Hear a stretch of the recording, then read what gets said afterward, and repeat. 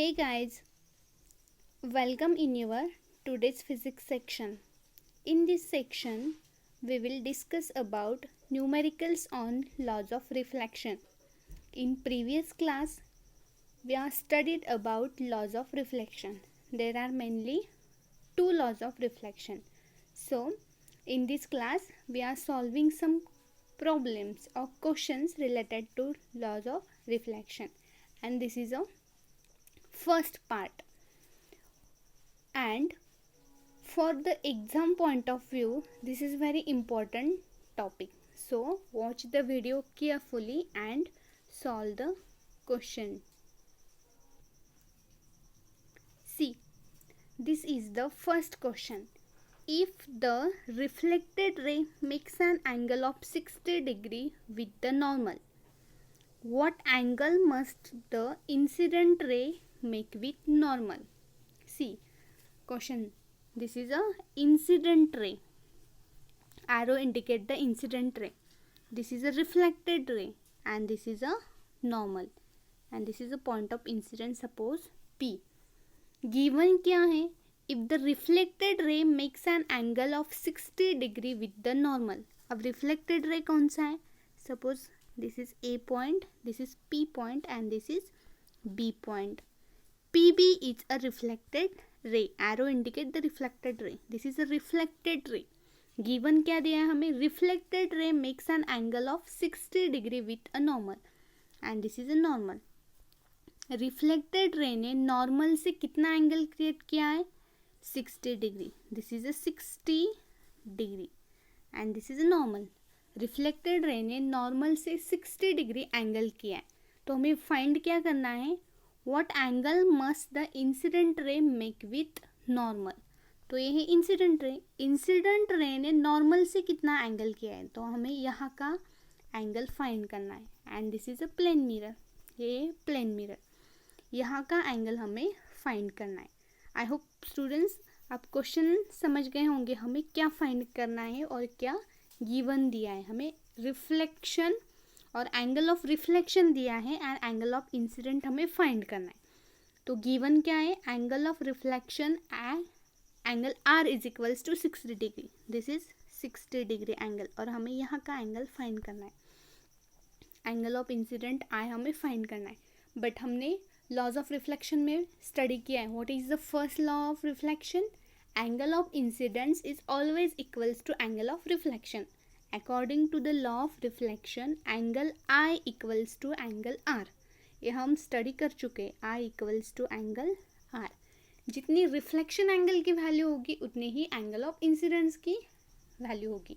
तो यहाँ का एंगल 60 डिग्री है. तो according to first law of reflection I equals to R और R की वैल्यू हमें दी गई है 60 डिग्री. तो I भी कितना होगा? Definitely 60 degree. So angle I is also equals to 60 degree.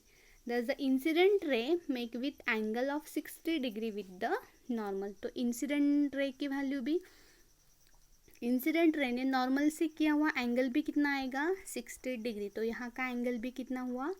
60 degree. तो R 60 डिग्री दिया है तो I भी 60 होगा. अगर I आपको दिया है 20 डिग्री और R फाइंड करना है, एंगल ऑफ रिफ्लेक्शन फाइंड करना है, तो डेफिनेटली O भी क्या होगा? 20 degree. So according to first law of reflection angle I की जितनी वैल्यू होगी उतनी ही R की वैल्यू होगी. इंसिडेंट एंगल की जितनी वैल्यू होगी उतनी ही रिफ्लेक्शन एंगल की वैल्यू होगी. दोनों इक्वल होंगे. So this is a first question. Next question देखते हैं.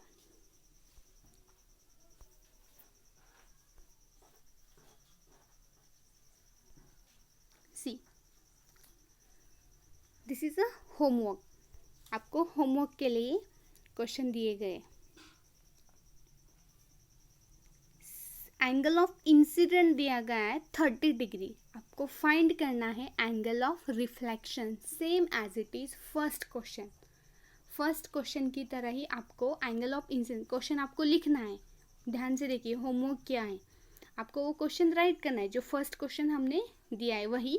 सिर्फ वहाँ पे वैल्यू कितनी चेंज करनी है? 30 डिग्री. वहाँ पे जो 60 डिग्री थी वहाँ पे 30 डिग्री एंगल लेना है और आपको रिफ्लेक्शन एंगल की वैल्यू फाइंड करनी है।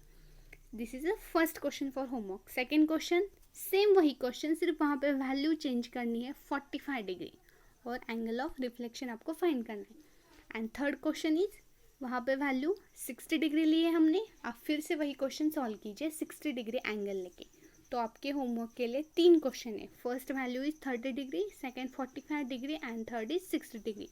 और आपको यहाँ पे एंगल ऑफ रिफ्लेक्शन फाइंड करने हैं। तो this is the homework. Homework के लिए आपको 3 क्वेश्चन दिए गए हैं जिसमें एंगल ऑफ रिफ्लेक्शन की वैल्यू आपको फाइंड करनी है। आई होप आप होमवर्क समझ गए होंगे क्या है। अब हम देखते हैं सेकेंड क्वेश्चन। फर्स्ट क्वेश्चन तो आप समझ गए, इंसिडेंट एंगल दिया होगा तो रिफ्लेक्शन एंगल आपको फाइंड करना होगा, और अगर रिफ्लेक्शन एंगल दिया है तो आपको incident angle. See second question, if the angle between the incident ray and the reflected ray is 90 degree, what are the values of angle of incidence and angle of reflection? Given क्या दिया है देखिए, if the angle between the incident ray and reflected ray is 90 degree, incident ray and reflected ray के बीच का angle दिया है हमें 90 degree. Obviously वो 90 डिग्री ही होगा क्योंकि ये परपेंडिकुलर है, और आपको पता है परपेंडिकुलर राइट एंगल मीन्स क्या होता है, 90 डिग्री एंगल होता है। तो ये एंगल कितना है, 90 डिग्री। आपको दिया है incident angle and reflected angle के बीच का एंगल दिया है 90 डिग्री। तो आपको फाइंड करना है इंसिडेंट एंगल और रिफ्लेक्टेड एंगल। ये एंगल तो आपको दिया है 90 डिग्री। देखिए गिवन क्या है, angle between the incident ray and the reflected ray is 90 degree. तो हम गिवन क्या लिखेंगे, this is I and this is R. So angle I plus angle R equals to 90 degree. ये क्या है, 90 डिग्री एंगल हुआ।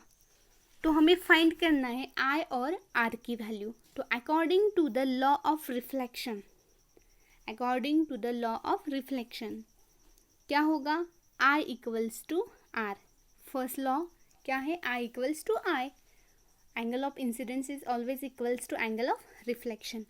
तो अब यहाँ पे हम क्या करेंगे, I की जगह R की जगह पे I पुट करेंगे और I की जगह R पुट करेंगे। आप कौन सा भी यूज कर सकते।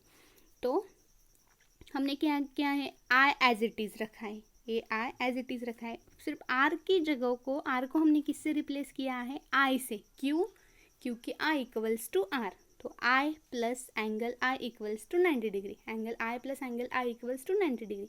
तो angle I plus angle I 2I। जैसे कि मैथ्स में आपको पता है x plus x equals to 2x and x into x equals to x square. तो यहाँ पे कोएफिशिएंट 1 होता है, यहाँ पे कोएफिशिएंट 1 होता है।